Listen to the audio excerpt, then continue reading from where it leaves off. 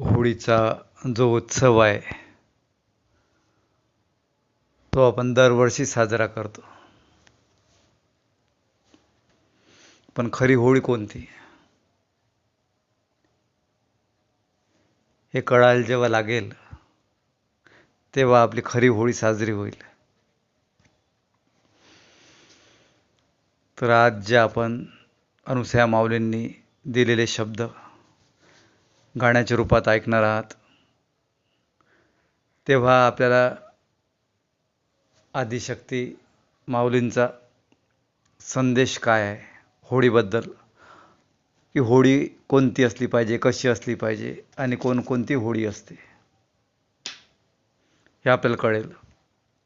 आपल्याला माहिती आहे की होळीचा सण जो आहे हा भक्त प्रल्हादासोबत जुळलेला आहे. होलिका त्याच्या आत्यासोबत जुळलेला आहे. आणि सर्वांना कहाणी माहिती आहे की होलिकेने कुशीमध्ये घेतलं होतं प्रल्हादाला. तिला वरदान प्राप्त होतं की ती अग्नीमध्ये जळणार नाही. पण प्रल्हादाची इतकी भक्ती होती की होलिका जळून खाक झाली. तर सत्यावर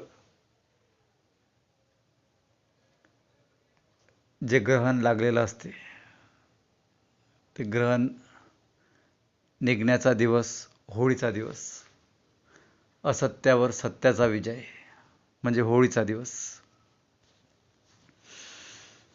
तर आदिशक्ती अनुसया माऊली आपल्याला काय संदेश देत आहे या गाण्याद्वारे, की होळी आत्मस्वरूपाची.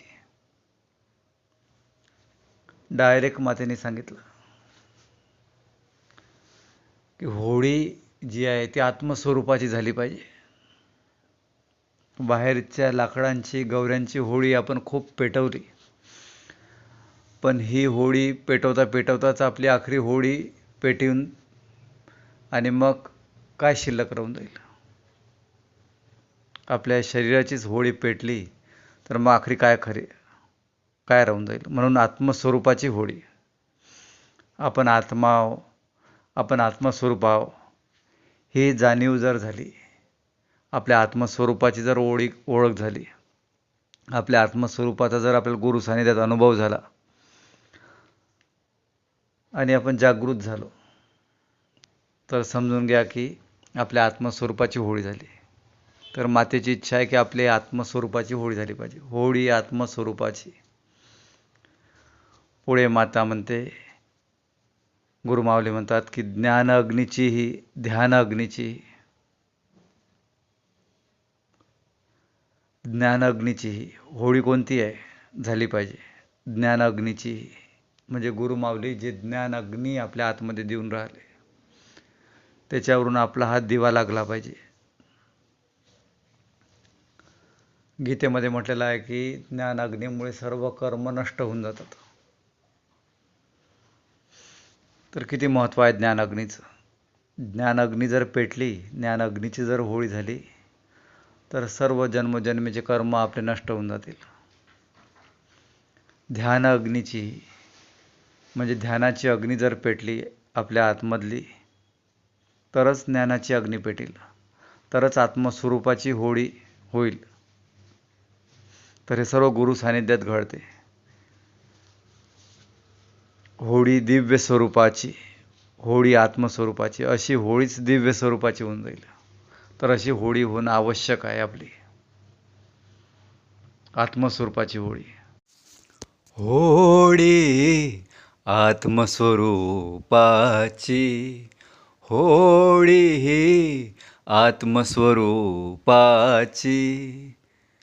ज्ञान अग्नीची ध्यान अग्नीची, ज्ञान अग्नीची ध्यान अग्नीची होळी दिव्य स्वरूपाची, होळी दिव्य स्वरूपाची, होळी आत्मस्वरूपाची.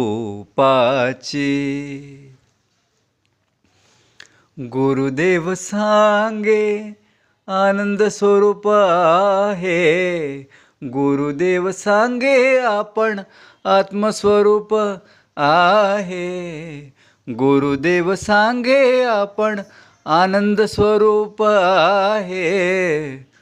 होळी शांत स्वरूपाची, होळी दिव्य स्वरूपाची, होळी आत्मस्वरूपाची.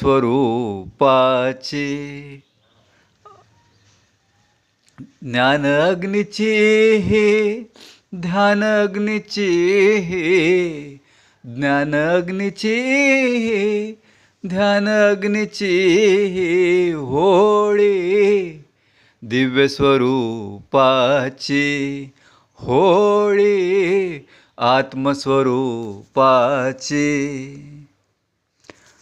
गुरुदेव सांगे शांत स्वरूप आहे. गुरुदेव सांगे आपण शांत स्वरूप आहे. होळी स्थिर स्वरूपाची, होळी दिव्य स्वरूपाची, होळी आत्मस्वरूपाची. पुढे गुरुमाऊली म्हणतात की परमहंस अग्नीची, महेश्वर अग्नीची. आता माता काय म्हणते, गुरुमाऊली काय म्हणतात की परमहंस अग्नीची होळी कशी झाली पाहिजे? परमहंस अग्नीची. आता परमहंस शब्द हा याचा अर्थ काय?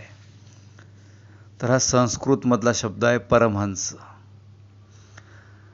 ज्याला ज्ञानाची प्राप्ती झालेली आहे, ज्याला मोक्षाची प्राप्ती झालेली आहे, जो चालता बोलता परमात्मा झालेला आहे. मोक्षाची आणि ज्ञानाची प्राप्ती झाली म्हणजे तो चालता बोलता परमेश्वर झाला. तर हा सन्मान सूचक शब्द आहे. संतांना, अशा संतांना तो प्रदान करण्यात येते की हे परमहंस आहेत, ज्ञान मार्गाचे सर्वोत्तम साधक आहेत, साक्षात परमात्मा आहेत, चालते बोलते ईश्वर, संत, परमहंस. आणि दुसरा आहे महेश्वर अग्नीची. महेश्वर या शब्दाचा अर्थ काय? म्हणजे महत्त्व, परमात्म तत्व, ज्याच्या आतमध्ये परमात्मा तत्व आहे. हे म्हणजे जो अजूनही आवाज देतो, आर्तनाद करतो, साक्षात परमात्मा असूनही परमतत्व ज्याच्यामध्ये आहे, महत्त्व ज्याच्यामध्ये आहे, तरी तो हे राम, हे श्रीहरी असा आवाज देतो, भक्ती करतो. श म्हणजे शरणागत आहे. तो इतका परमात्मा असून जो शरणागत आहे श्रीहरीचा, रामाचा.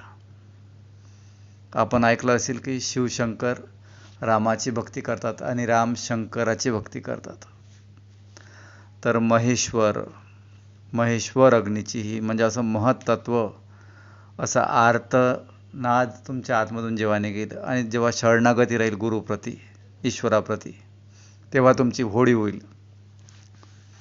जेव्हा परमहंस तत्वाची तुम्हाला प्राप्ती होईल तेव्हा खरी होळी होईल. तर आदिशक्ती अनुसूया माता परमहंस स्वरूपाच्या होत्या. तर परमहंस अग्नीची ही, महेश्वर अग्नीची ही होळी संत स्वरूपाची होळी पेटली पाहिजे आपल्या जीवनात. तेव्हा खरी होळी होईल, तेव्हाच होळी होईल आत्मस्वरूपाची.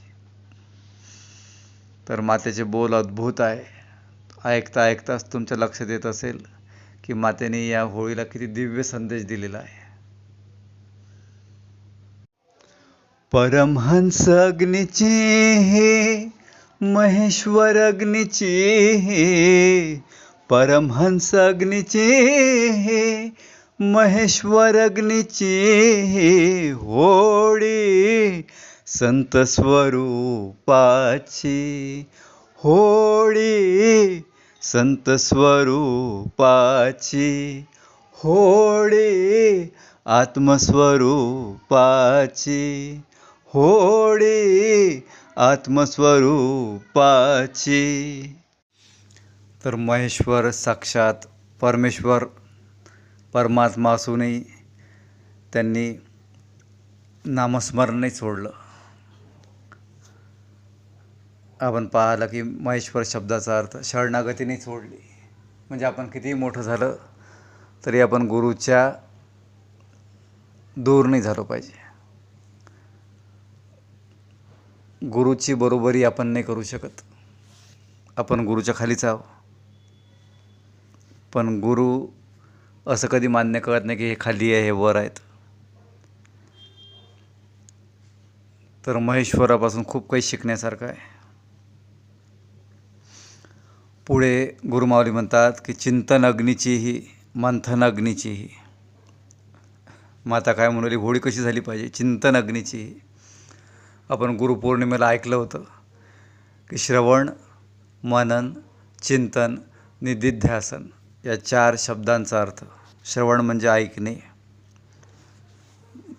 जे काही आपण ऐकतो ज्ञान ते ऐकणे, श्रवण. दुसरं आहे मनन, श्रेष्ठ विचारांसोबत आपलं कनेक्शन जोडणं, दिव्य विचारांसोबत कनेक्शन जोडणं म्हणजे मनन. आणि चिंतन म्हणजे त्या श्रेष्ठ विचारांना आपल्या जीवनात कसं आणायचं, आपल्या आचरणात कसं आणायचं त्याचं प्लॅनिंग करणं, ते आचरणात आणणं म्हणजे चिंतन. तर माता काय म्हणते की आपली होळी केव्हा होईल? जेव्हा चिंतन अग्नीची होळी पेटील. म्हणजे आपण जे ऐकलेलं आहे आजपर्यंत ऐकत आहोत गुरुचे संदेश, ते आपल्या आचरणात जेव्हा आपण आणायची प्लॅनिंग करू, आचरणात आणू, आपल्या स्वभावात आणू, आपल्या कर्मात आणू, तेव्हा आपली खरी होळी पेटील. मंथन अग्नीचीही. आता गुरु माऊलीने काय केलेलं आहे की आपल्या मनरूपी दुधामध्ये दही टाकून निर्जन लावलेलं आहे. मग आता